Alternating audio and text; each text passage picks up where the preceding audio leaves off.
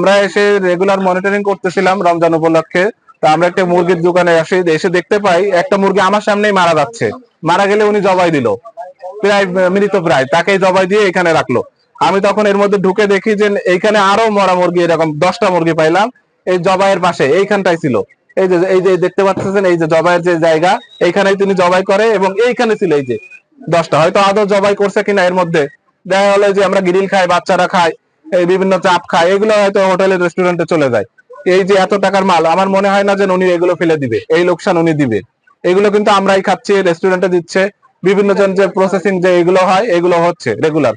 হ্যাঁ, আমরা কিন্তু হাতে নাতে আজকে পাইলাম, অন্য কোথাও পাই নাই, আপনার এখানে পাইলাম। এই জন্য আজকে ওনাকে আমরা এই মুরগিগুলো ধ্বংস করবো এবং 10,000 টাকা জরিমানা করা হচ্ছে। না, কমবে না, তাহলে আমি আরো কঠোর হব। কেউ করছে আপনার মতো, দেখে আসেন, যান।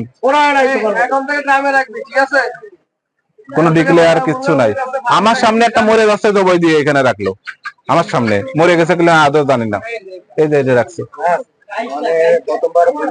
এই জন্যই কম করা হয়েছে। না, আর কোনো কথা হবে না, এটা একটা শিক্ষা হয়ে থাকবে, উনি আর কোনোদিন করবে না, উনাকে দেখে আরো লোকজন শিখবে।